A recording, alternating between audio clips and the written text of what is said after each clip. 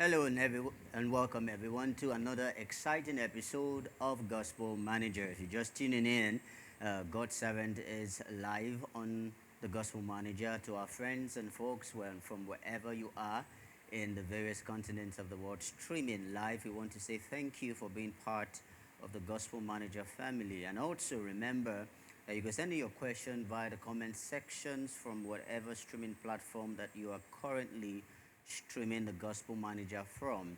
And to our friends also on Telegram and WhatsApp and also the Honor TV, remember you could send in your questions by Telegram, WhatsApp at +2349047533019. And you can send the via email at thegospelmanager@gmail.com. It's our week of quality release, and we are so excited to be on the fourth day of April. It's the beginning of the weekend. We're excited for what God has done throughout the week for us and also for you as well. Now, send the link now to your friends and your families from wherever they are.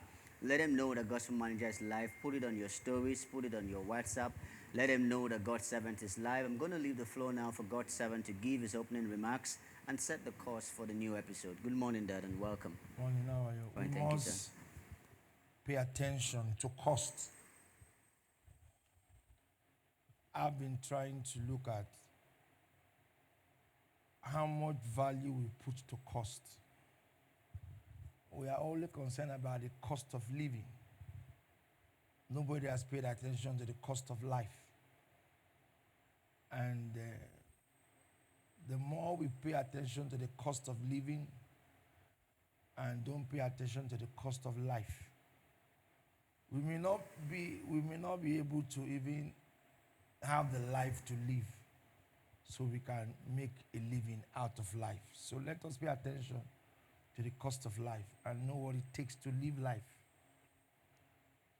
When we know what it takes to live life, we will know what to avoid, what to entertain, who to accept, who not to accept. So let's pay attention to the cost of life, not to the cost of living.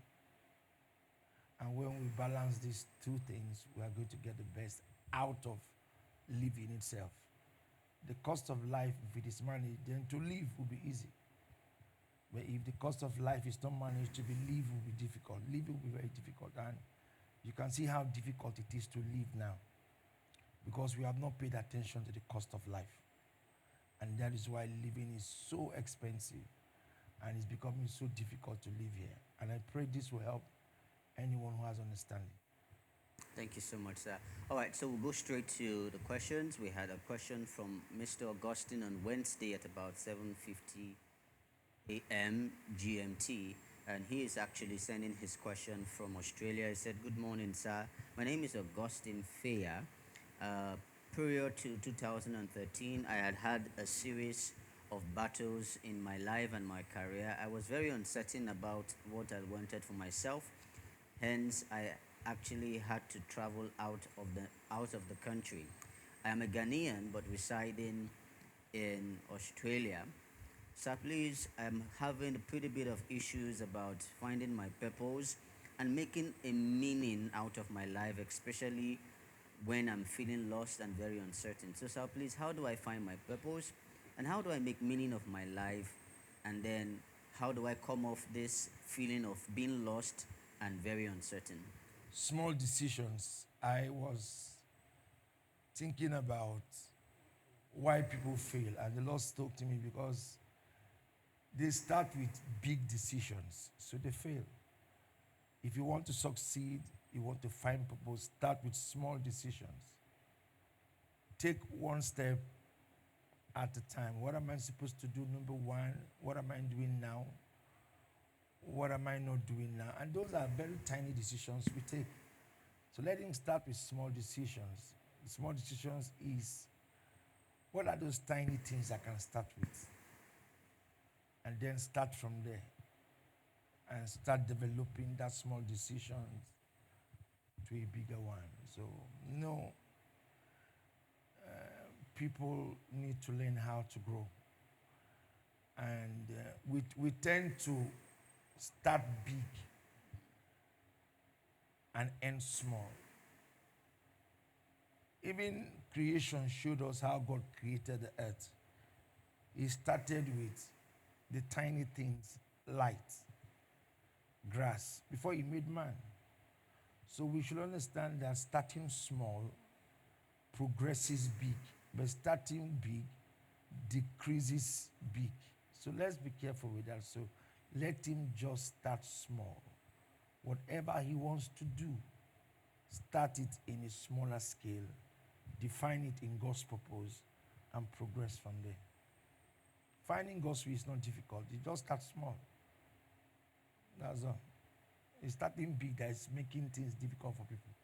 They want to start big because of name, societal pressure, compatriots, family members. So, those I know we please people a lot. We tend to live for people, not for even ourselves. Impression is more stronger than the realities of life today. So people like to impress people. And I've always said that's one thing I will never do for anybody. It's better you know the truth about me than to know the impressions about me. So it's important we always know that starting small is a sign of growth already. But starting big without capacity will end you very small. So let him just take his time and start from where he is. He may not see what he needed, but he will get what he wants at the end of the day. Thank you so much, sir. Now, note you start small and you eventually end big. You may not see what you need, but eventually you'll get what you want.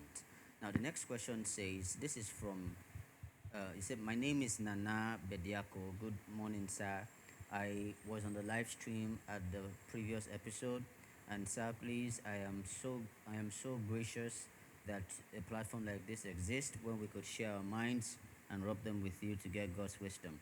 Now, sir, my question will be very direct. How can I cultivate a growth mindset and continue learning and growing throughout my life? Humility. One of the best ways to learn is to be humble. Those who don't learn don't grow. So you want to grow, you have to first be humble. Humility is one of the brain setters of growth. Because the man who is humble, because correction is one of the hidden treasure of growth. Those who are not corrected will not make the exchange. And the exchange is very powerful. When you make exchange, it tells you what you have not done and what you have to do. And that's the problem now, There are certain levels of life you attain, you don't want that exchange. The exchange of corrections, which will come through teachings, sometimes personal rebukes.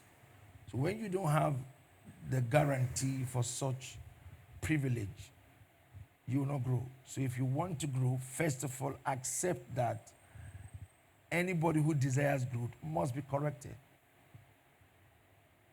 Because that's where you learn and that's where you grow. And then when you start giving yourself to do cycling of corrections, I didn't do it well, I'll do it well the next time. You didn't do it, because these are two ways to learn. Somebody tells you or you tell yourself. But when we live in a very defensive environment, we are not conscious of growth, but we are conscious of the results of growth. People like to see success, but they don't like to know what it takes to succeed. So if you want to get the best out of your life, you must be corrected, you must be humble. And that humility, to me, is the best part of a man's life if he will succeed. Can you imagine Saul and David? What happened to them? It's simple. He wasn't correctable, so he suffered. David was correctable, so he succeeded. So it's as simple as that. If you're correctable, you will see growth. If you're not correctable, you will be in the place of, I know what I'm doing, and that's where failure starts from, when you are too sure of yourself. Even Jesus said, I do nothing. Even Jesus recommended a source that he submits to. And that's one thing we have to learn in life, that growth is not hard work. Growth is just guidance. It's not hard work. is guidance, how you are guided. That's how you grow. Yeah. Thank you so much, sir. All right, this next question is from Tolu Adegoke from Lagos. Says, "Good morning, sir. Sir, please, I'm a lover of sports and I lead a team, not necessarily a football team, but I just want to use two teams to ask my questions indirectly to you, sir. My first team, of course, will be the Manchester United team, who have changed their manager, as well as the Nigerian Super Eagles team, who have, in the process of the World Cup qualification, are now in their third coach. So, what really makes team fail, especially team with people with great potentials, who on their individual basis could be pretty remarkable, but when they come on a corporate base to showcase their gifts and blend it with that of others in collaboration, it becomes a problem. Would it be a problem of strategy, or will it be a problem of mismanagement in terms of, for example, the Nigerian Super Eagles? Some players were played off their positions, and that cost us our last game with Zimbabwe. For example, Lukman, Lukman was supposed to be played at the left wing, but he was rather played as an attacking midfielder, which, of course, was part of the reasons why we did not get the win on that very day. Though we missed chances, but then we took a draw. The same thing with teams. They are individual, brilliant people who miss the chance or the opportunity to do something remarkable because of either self-interest or selfishness or self-pride. So please, what really is the way forward in terms of leading the team to triumph? See, there's always a blueprint. Immediate success is not success. If I get into a system today and I've been there for 3 days and they don't do things consistently, I can tell you that place has no vision. A place of vision is when you come back after 1 year, the same thing they are doing, they are still doing it. That's a place that has a blueprint. They have a time to start, they have a time to close, they have a seam-like structure that anybody who comes in just fits in. Personalities don't change structures. They fit into structures. That is where growth will come. And growth is not immediate. Growth takes time. So when I hear people talk about Super Eagles, Manchester United, I'm laughing. Because if you bring a new coach, he has his philosophy, he has to try a lot of formula to get those things done. You won't just jump. If you see success immediate, maybe, to me, if success even comes at that start, it's deception. Yes. It's deception because the guy will not know what he's trying to achieve. Because when you just bam, success, it's very distracting because it will lessen hard work and kill whatever he wants to achieve. So what happened to the team of Nigeria is what was supposed to happen. The guy has his own philosophy, he's trying to test it, and through that, he will get failures. He will now begin to know who to use and who not to use. So that is a system that wants to be run differently. For the other Manchester United team, it's the same thing. But remember, it is structure that produces success. The Spanish team is a clear picture of a vision. They are running a system of football, not working. Nigeria is working towards achieving a medal. Spain is working towards a system of football. So we need to start running a system of football, not working towards a medal or working towards a tournament. No, we work towards tournament. We don't have systems. And that's why I keep saying to people personally, don't live your life where you don't know that you are in a system and this is how a system runs. And you have to be reminded about the system you have been in there. It simply means you don't understand that you are controlled. So when you are a player and you come into a system, it's a system that defines what you do. The Spanish team had a set up a level of players, the Iniesta, the Xavier, the all Torres, they finished playing and they retired. For a while, the team was not doing well. Now they have built another system. They have won Euros, they have won Olympic gold medal. Now they're preparing to go to the World Cup. It will be shock you they may end up in that World Cup winning it. Because they run a system of football. So success is prepared for. It's not immediate. Success takes time. In success, there is failure. In success, there is pain. And anything you do and you don't go through the process, you won't succeed in it. So our problem is not the players, it's not the coach. We don't have a system of progress. And the other people is the same thing. When Alex Ferguson was there was a system. They kept progressing. This one go, this one comes in. They had the same system play. Now they don't have it anymore. So there's failure. Real Madrid has, no matter who plays in that team, they are successful because it's a system of football. Let's understand that structure is stronger than success. Structure is more stronger than success. As a matter of fact, the breeding ground for success is structures. So when we don't have the needed structure, so you know what we'll be doing? We'll be looking for sudden, momentary successes. And they may come by mistake. But that doesn't mean you are successful. The Nations Cup we played, it came by mistake. They didn't deserve to be in that finals. Because there was no program to lead them there. The Moroccan team has a program. They've built new football structures. They have decent stadiums. There are programs from under 17, under 20 to the senior team. There's progression. And those are programs that will lead to success. So if we want to get the best, we must have a 10 years plan, a 20 years plan, a 15 years plan. Those are the programs that will define how successful you will be. That's why I have always said that as a pastor, I know what I want to achieve. So personnel don't define that for me.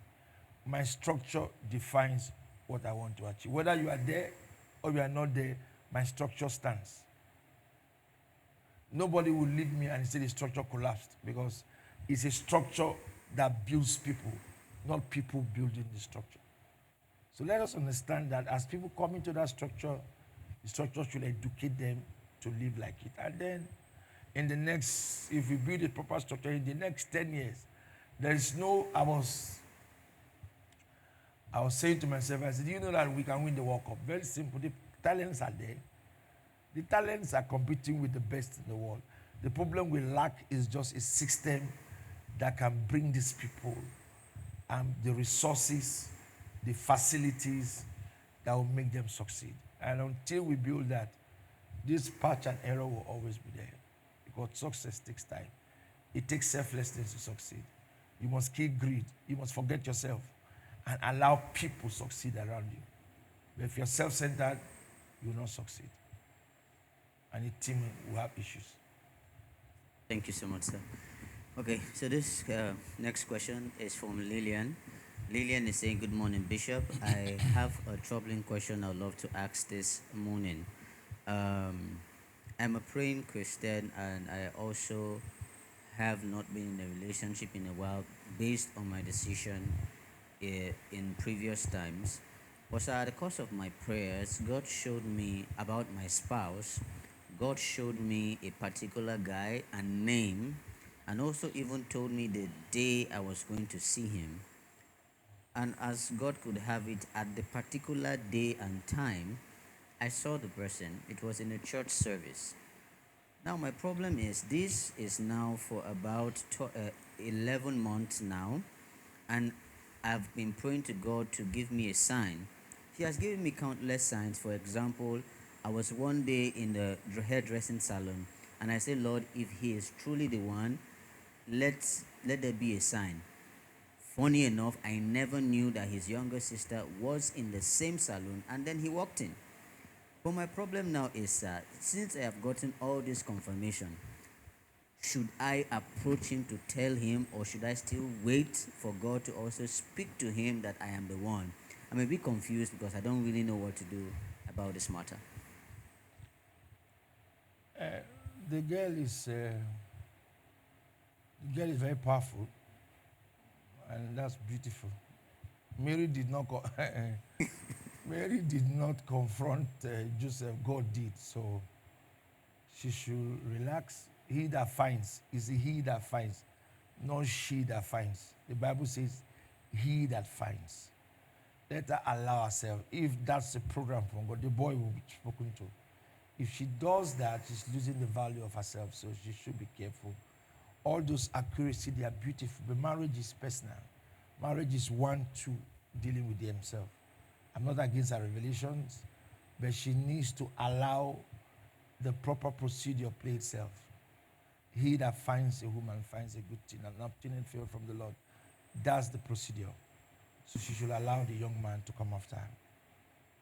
So, yeah, do you think if the boy is in the same church with her, do you think she should meet her pastor and talk to her pastor about it? I don't believe in that anymore because marriage has to do with responsibilities. Meeting the pastor is for guidance. The pastor can even call the young man and talk about it. But to me, sometimes those things don't work anymore. We need to allow certain things play themselves first. Then you pray as a father to know if it is God's will. So you are not influenced by the people themselves. So sometimes it's risky. You know, you can be attached to people and try to do their will as a father. So to be on the central side, let him allow them to play it themselves. And then when it gets to him, if he's clear that it is God's will, why? Why not? He can assist them in that. But not in trying to, okay, I've heard, call the boy. He shouldn't do that. Because tomorrow they'll hold him responsible for it. I've been blamed by people over their marriages. They will hold him responsible tomorrow. So we have to be very careful when it has to do with marriage and how we should approach it. Thank you so much, sir. Okay, so we'll take this. This is from Tessie from Montreal, Canada. She said, "Good morning, sir. Please, I would like to hear your insight on this. Why do some Christians eat their seed instead of sowing it and then end up begging during the time of harvest? On the other hand, some sow their bread instead of eating it and later claim that they're acting in faith. Now, this is something Bishop Oyedipo refers to as a waste of time and end of begging. How can we find the right balance knowing when to sow our seed and when to eat our bread?" You know, life is all about vision. You see, vision is so powerful that people think vision is only when you have to be a great star. Vision is very powerful. A visionary will understand seasons and times in his or her life. Will know when he has a capital and he knows when he has the prompting to do certain things in his life. And when you don't know these things, it's like everything about you, you are being forced to do them. You're going to have issues with your life. There is seed time and there is harvest time. You should know when to sow your seeds. The bigger you grow, the heavier you sow. So when you want to live a very, very insignificant life, you see yourself getting very dodgy in doing certain things in the kingdom. So it's left for you, the kind of life you want to achieve tomorrow. Because somebody cannot come and tell me to sow seed. I'll feel insulting because I know the importance of it. I have grown to know it, that money is nothing. Money responds to those who know how to use it, not for those who are looking for it. Money responds to a man who knows where to sow his seeds. There are revenues to sow, there are areas to sow seeds. So he takes advantage of it. It's like the money market. You know how stock grows and falls. You know when to engage in that market. That's what happens in the spirit. You should know when. I spoke about yesterday. How can I have my birthday and somebody around me did not give me a seed? Because they don't know when the temperature rises. Because you don't know. And it's not personal. It's not me now feeling offended. No, offended for what? I don't need your money for anything. But you need to understand when to sow certain seed. We have a project now. You want to build your own house, and you are finding it difficult to sow seeds. You're finding it difficult to sow a seed. And then at the same time, you're praying for your house. How are you trying to get certain things done in your life? By your connections, by your own effort, people you know. Keep living like that. Okay, how much would I have saved to get this land?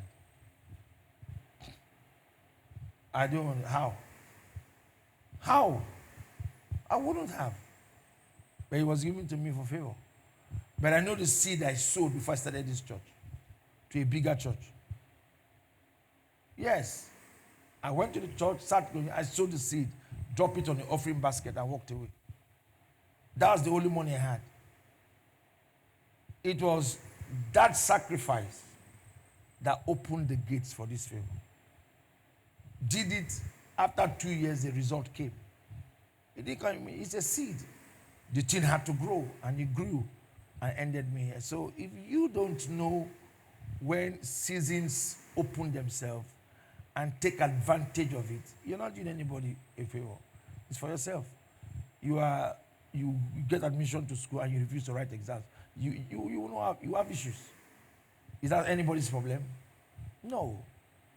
It's nobody's problem. You just refuse to have an understanding of what to do and when to do it. So that thing called understanding is very powerful. You must have understanding. Some people don't have understanding. They just feel it's a tradition in church. So why must I give? Why must I give? Why will you marry? Why do you have children? Why didn't you stay without your family? So when you keep asking, why must I give? Why must I give? Why must I give? And then you don't have what it takes to prosper. Life is not connection. Life is commitment. You're committing yourself to some covenant work with God. So God begins to show you mercy. That you touch something like this. You didn't really put much effort, but it's progressing. It's because you understand that life is not connection. Life is more of commitment and the practicing of the covenant. And it's better we start knowing that nobody needs your monies. Nobody needs what you have. You think people need it. Nobody needs it. But you are not going to school to read for me. You are reading for yourself. So you're not giving for anybody. You are giving for yourself. The level you give is the level you receive. You can be greedy for anything. That's your business. That's what you're going to receive. That's the level of favor that will come to your life. So we need to start working on that. And it is very, very unkind to anyone to take his capital and go and sow as a seed. It's a unwise approach to life. A seed is something you are built, and you need to do this at a certain level for the next leap of your life. I was trying to start the cathedral. I sowed a seed. We have to live right so we can get the right things happening in our lives. Thank you so much, sir. So there was this video I stumbled online, and also somebody had sent it to us by the gospel manager. To hear God's servant's thought on this is a video about three sets of people in the example who were supposed to do a bidding, a proposal. And one said his was 5 million, another said his was 10 million, and another said his was 15 million. We're going to watch the video, and when we come back, God's servant will give his views on this particular video. We'll be right back. So let me tell you a story. So the government is looking for 3 quotations uh, to build a bridge. And 3 companies apply. And the first one is a black company, a white company, and an Indian company. The black company charges the government R1,000,000. The white company comes through and says, well, we'll charge it R5,000,000. And the Indian company charges it R15,000,000. And the government says, okay, so how did you guys come down to those pricings? And the black company says, yo, we've got a lot of labor and we've got guys who can do this very quickly. Government says, okay. He says to a white guys, okay, so how did you land up on 5 million?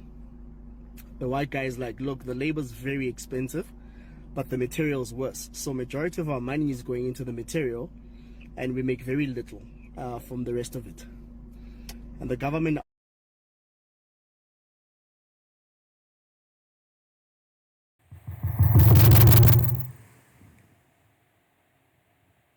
All right, so the end part of that video says that when the Indian company was asked why they charged 15 million, they responded to the government 5 million for us, 5 million for you, and 5 million for the job.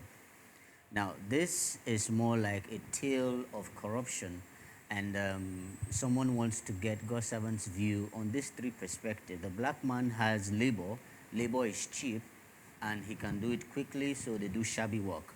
The white man knows labor is expensive, they have scarce labor, but they focus more on the finishing, which is quality.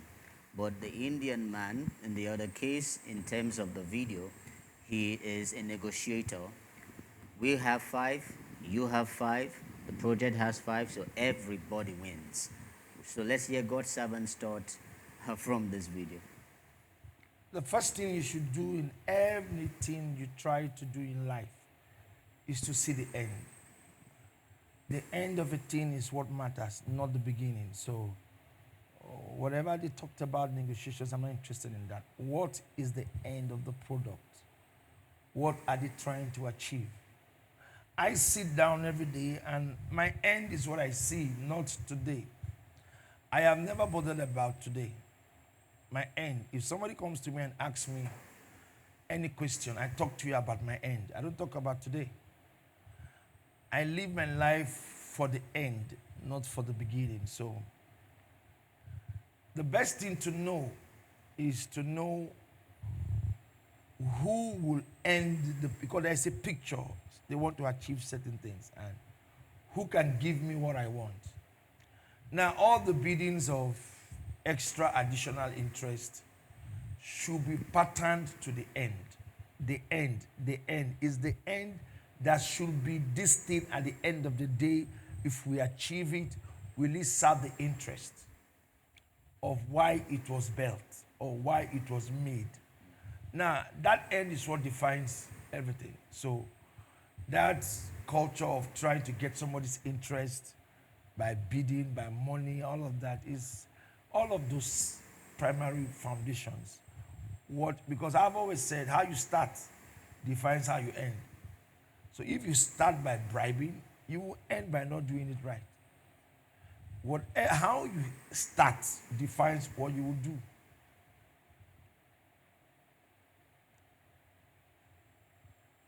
So if you want to do well, then be genuine, be reliable, be trusted, and be committed.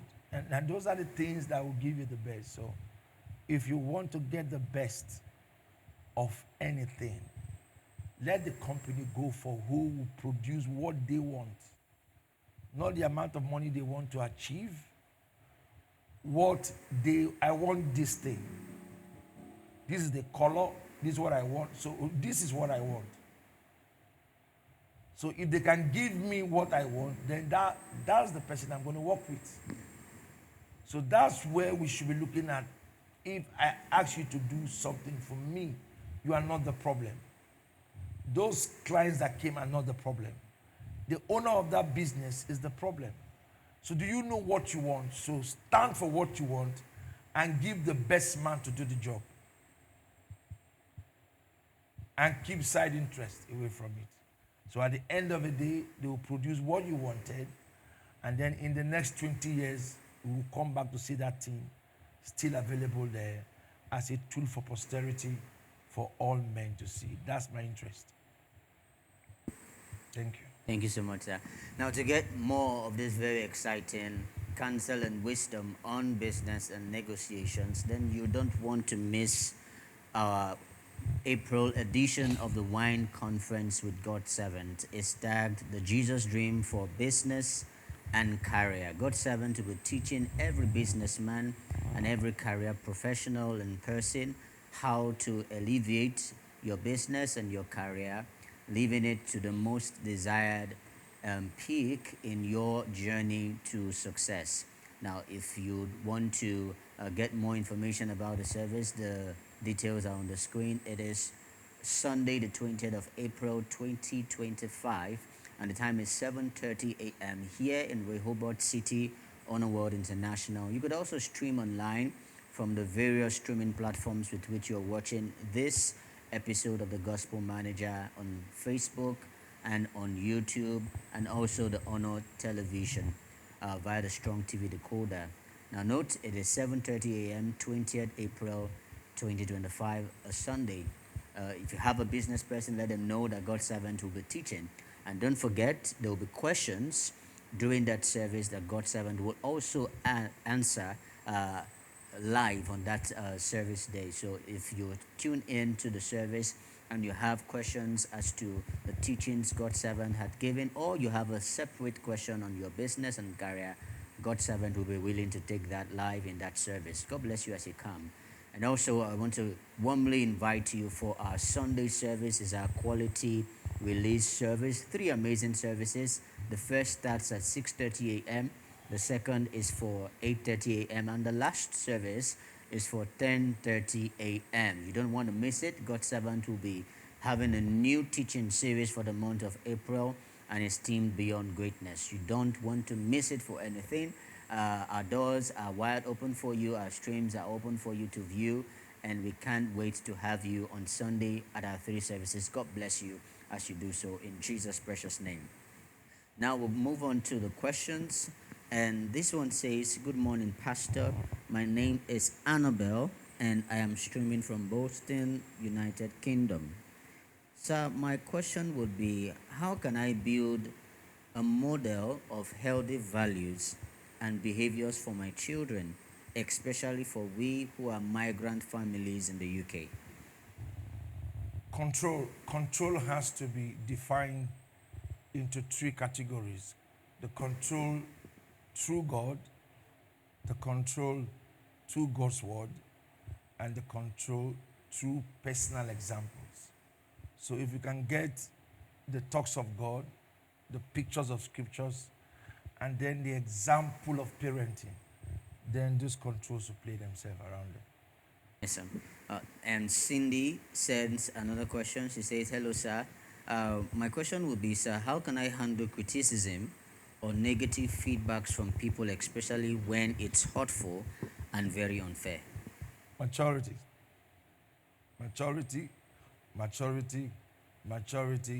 What you don't want, you don't hear. What you don't need, you don't go after. The people you don't need, you don't give attention to. And remember, it's not everything that is important. I know anger should be defined. People get angry. Sometimes I ask them, "Why are you angry?" Because anger should look who is getting you angry first before you get angry. Look who is criticizing you. Look the person first. Some people need your attention, so they will create it by doing something bad to your name. So if you don't give them, they look handicapped. So don't give people value that they don't deserve. So mature yourself, focus on your business, do your thing, and stay disciplined and leave people. People will always be people.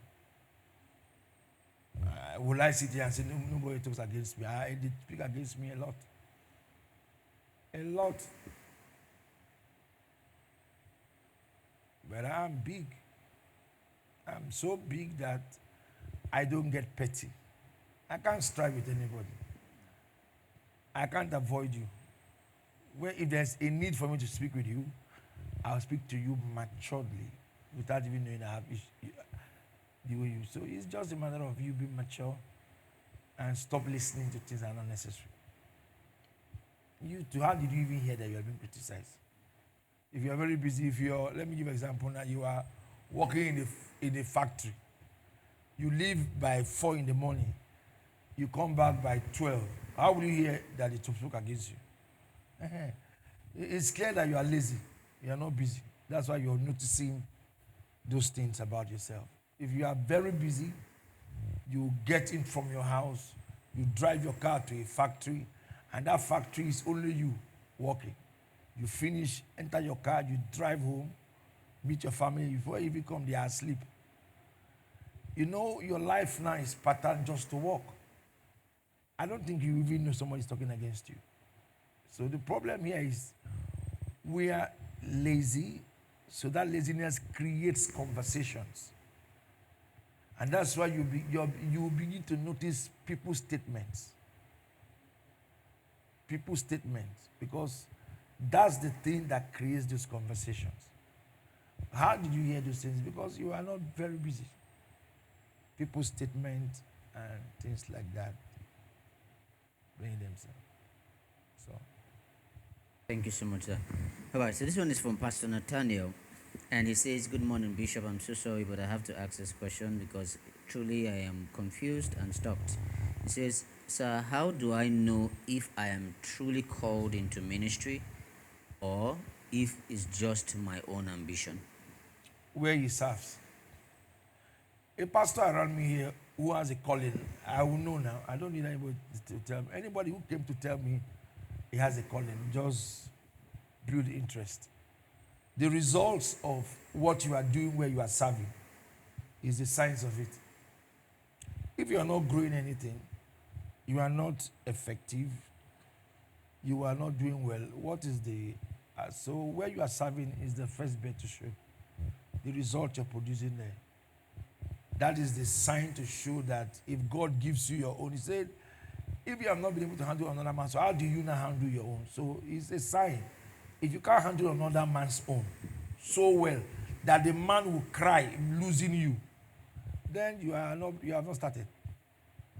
You are in a place you want to leave, and the man is saying, no problem, no problem, no problem. We'll release you. He's not even telling you, you can stay now. Where are you going to? What's the problem? It's because you are not effective there. If you are effective there, you know you can be very hardworking, very busy, but not effective. People are very available, very active, but not effective. So you need to get effective in the place. And when you become the lifeline of decisions taken there, then if you now say you have a calling, you are proving it there. I grew a home cell to a church. I opened branches for a ministry. So if you have a calling, what have you done where you are? What's the results to show that you have a calling for ministry? You've not even grown a home cell or opened an extra one or grown a department you are giving. You have not done anything to add membership in a church. You're talking about a calling to run a church. So you can't just tell that we have babies who are jumping into ministry because the privilege of opening church is all over the place. Anybody can open a church. You know, before you become a doctor, you have to go to school for 5 years. And there will be trainings for it. A lawyer, the same thing. An engineer, the same thing. It's only in ministry that the day the man just gets up and is offended, he has opened the church. The day he is offended, church will start. The day he gets somewhere and somebody told him, you can do better, he has started church. No basic training, no basic results to show that if he leaves, he will produce.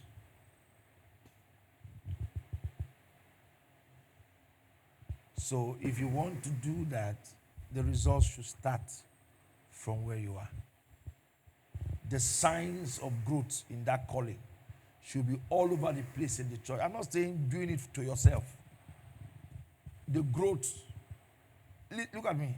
The person that will lead this country outside the man there now will be in that system. It's not too far. It's not too far. It's there. It's very effective now in this country, working towards it. They see this thing about leadership is not exportation. If you want to lead something, you're already in the system there. It's all over the place. It's not right. So when you are dodging from doing anything, don't tell me about anything. You have a call for ministry, and then you cannot grow anything in where you are giving, where you are now being given instructions. So you are not praying to get from God. They are telling you to go left, and you cannot do those ones. So what about when you yourself now, you are now hearing from God yourself? What will you do? Because anything you produce, there is ownership mentality in it. That's pride. You will see yourself as the boss, the leader. Yes. You will be behaving as the... So that already is pride. It has come. I'm the founder. So you won't behave like somebody who is under control. That's even risky for me. It's heavily risky. So let's be careful. This hunger of trying to open churches has to stop. And let us grow other people's work. Let us sit down and see how we can grow other men's work. And grow to a level where the man will say, oh boy, I feel this thing happening to you here. It's not, there's a calling here. Go and start your own. How many of us have experienced that? How many? Whatever anybody is saying about control, please. You know, I hear a lot of people preach that some people they give them liberty to do whatever they want. But listen, my dear, a child who has liberty at home, you and I know, will not succeed. No matter how good that child is, the moment you take liberty and give to a child, you have lost that child. You know, we are treating ministry as a different, but it's simple. A pastor under control, who has liberty, who is not learning, will not do well. I was talking to my little boy yesterday. I said, we are not learning from Abiyoyo. You know, we are not learning. That is one, that man should be brought as, you should write a course in the Bible school, a course in any profession, and put him David Abiyoyo's lifestyle course and give to every institute to learn. A man served the ministry for roughly 50 years. Left, retired though, then got up and started afresh again. He's starting his own work again now at 64 or 63. Pastor Silas, is that not retirement age? Vibrantly doing his own. Never condemn where he left. Never condemn the man. Attends functions of the ministry outside in case he's invited. Do you think that is what a calling is all about? Yeah.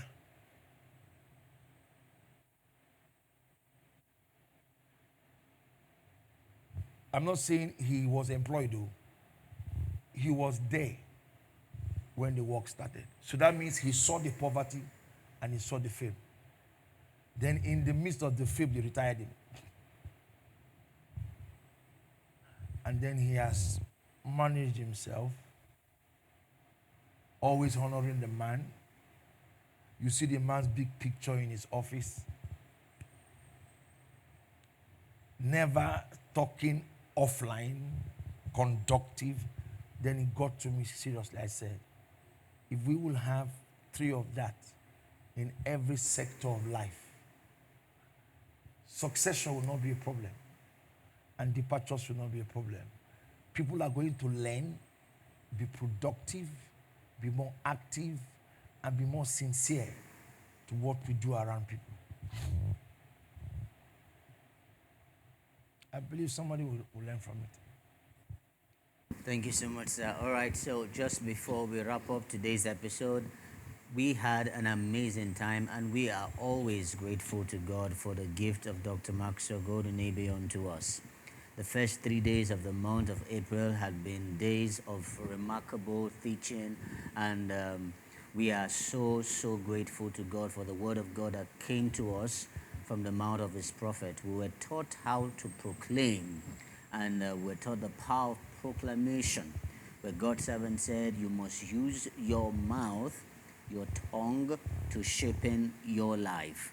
He also taught us yesterday about the place of the prophet, and it's so glaring to us that if we must achieve the most in the month of April, we must learn to proclaim rightly, and not negative words, but what we want to see, painting pictures from the scriptures about our future, and also honoring the place of our prophet. And that's one of the medium for the exponential growth that we so desire in our business and in every area of our lives. If you missed it, then you don't want to miss tonight. It's the battle and rattle service. God's servant will be leading a night, a prayer time of intense prayer. We are going to be led via the prayer altar, and God's servant will be leading that prayer tonight at 10 p.m. to 12:30 a.m.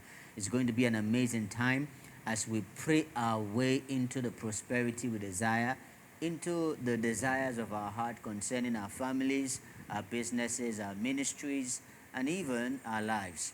Now, please invite a friend and family. We are going to be live at the various social media platforms in case you're not in the city of Asaba.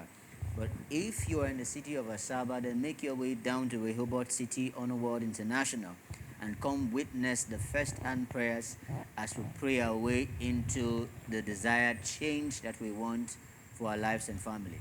Remember, it's 10 o'clock p.m. to 12:30 p.m. tonight, Friday, the 4th of April, 2025. God bless you as you come, in Jesus' precious name. Now I'm going to be leaving the stage for God's servant to give his closing remarks and bless us for this awesome weekend. We must train to listen. Listening is so powerful that it can change your life. And I want to encourage everyone to train themselves to listen. And the moment you pass the test of listening, it affects every dimension of your life. You know, as I was reading the Bible the other day, I discovered that the problem of Adam is that he didn't listen correctly. He was talking from the guise of a man at fault. So because he was a man at fault, he was trying to let God know who is at fault. But if he has trained himself to listen, he would have known who God is. God is God. God made him. So his response wouldn't have been what God created, or would have been the offense he committed and how to reconcile the offense. So if we train ourselves to listen, it may take time, but learn to listen. Train yourself to listen. And when you do, it will affect your reactions. It will affect your maturity. It will affect the provisions of your life. It will affect your time with God. It will affect your commitment to the things of God. You know, I was asking myself a question yesterday night. Why do people get too busy? Why is somebody not coming to church? Why are people not coming to church every day? Why is it that a believer is not having the urge to visit the church every day? And the Holy Spirit said to me, have you noticed that if a doctor gives you an appointment for 1 month every day, you will go? Because it has to do with your health. You will meet up that appointment every day for 1 month, without even on a Sunday morning, you will go. because of the fear of death. So the thing is simple. The reason why people treat God like that, we have lost that fear for God. That's the problem. And then they demand to make monies. Because if I don't work, I will not eat. If I don't treat myself, I will die. The church is just to go and pray. So prayer, there's nothing there. And man has to work, man has to give. So prayer is just, but that's what you need first. So, but it is your capacity to listen that will make you do well. So let us train ourselves to listen more. When you listen more and mature yourself to listen more, it will automatically affect the kind of decisions you take.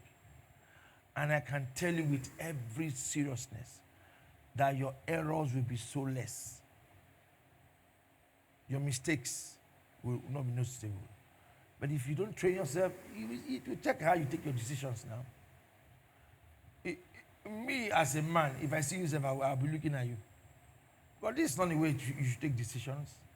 No. Me, that is a man who leave God. Me as a man, when I see you, I say, this guy or this lady is a serious person. Because there are certain things that should be referred to you when you are responsible. There are certain opportunities, connections that if they bring it to my table as a person, your picture will come to my heart because of the way you are. Your comportment, your charisma, how you talk, how you treat people, how you listen, how you honor things. And those things are very necessary. Very, very important about life. And it still has to do with you, how you listen, how you take your time to listen. And this will help everyone. Have a blessed day and have a blessed weekend. God bless you.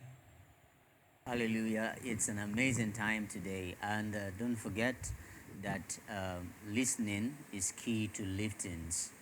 If you want to enjoy liftings, then you must give more to listening. God's servant once said that life is easy when you know the right thing to do per time.